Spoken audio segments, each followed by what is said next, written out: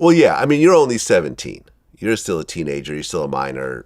It's not like you're 35 with $1 million in the bank and you can go live in another country and just put this whole life behind you and so forth. I understand. I and you're doing understand. what you're told. It's a tough place to be. You're doing what you're told, right? As a kid, you done been kids, you're doing what you're told. Yeah. So it ain't like you got your own mind here. Right. Like you your only got your uncle's own. telling you don't cooperate. The homies is telling you don't cooperate. Don't cooperate. What you gonna do? These my family members. I'm not gonna go against my pope. I'm gonna go against my folks. Right. Now, you were still a minor. Why wouldn't you be charged as a minor? Because you were charged as an adult, right? And this is where the shenanigans, I say, come up in that, right? Like, so this is where they decided that he's a menace. He black. He growing up in poverty. His mother's a drug addict. He got nobody supporting him. Nobody's coming to the courtroom. No one's looking out. So he is what they say he is.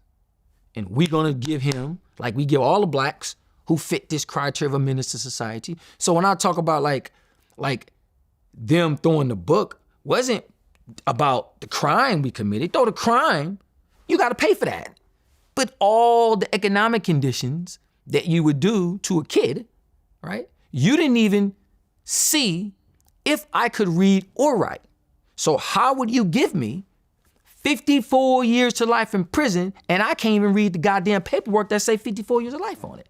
So like, you didn't even go to check and say, well, he did this crime happen, but who is the kid? Yeah. Like what's like, do we need to get him in juvenile facility and get him some help? They never considered it. I don't care what kind of paperwork they show. They thing was this happened and he gonna go up straight, and that's what they did. Okay, so you had done juvenile before, but now you go to actual state prison. Yeah. Which is different. Way different. Way different. Wasn't even close. What do you think was the worst part in the beginning when you first get there?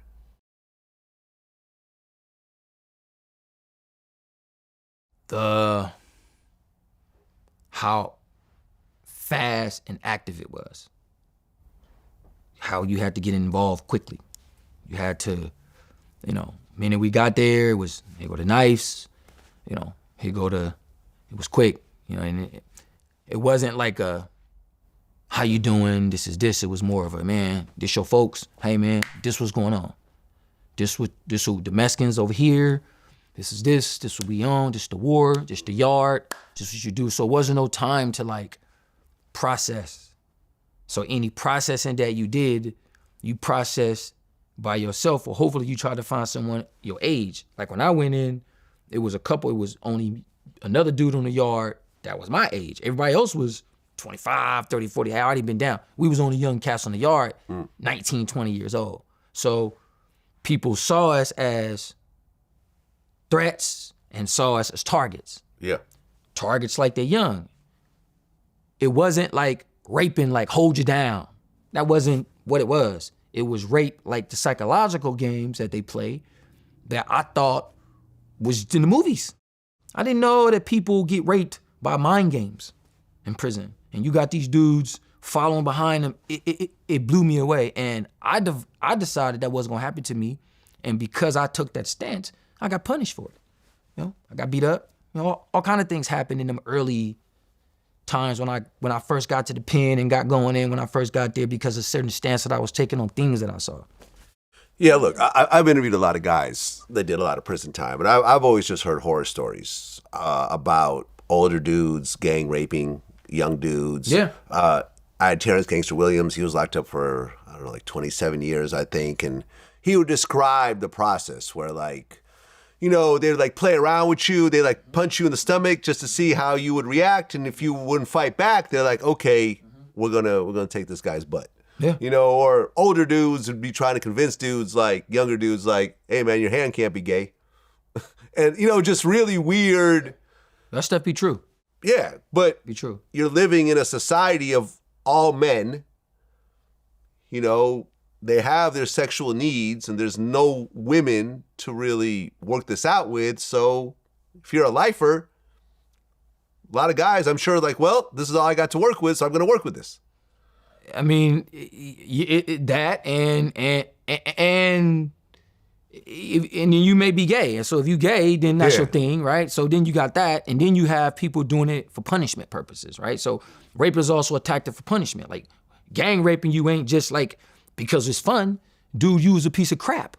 So this is a statement, right? Now, stuff like that is different. If you talk to blacks who've been in prison, whites who've been in prison, Hispanics who've been in prison, the stories were very different because of the culture and how we think of it when it comes to certain things. The way whites see rape and blacks see rape and Mexicans is different in the pen.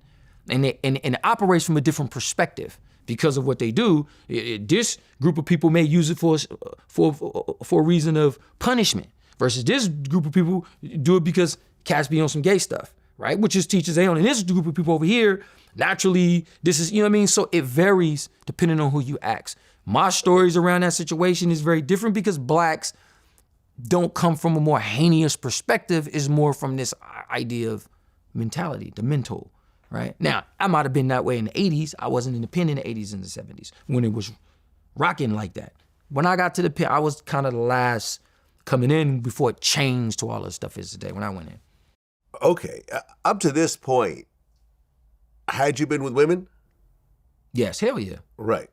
But you never went to prom, you never went on dates. I had never been with no woman like all your clothes off and that type of shit. I had never done that. It just been like, you know, pants down the ankles and you out your way. It was all that type of stuff.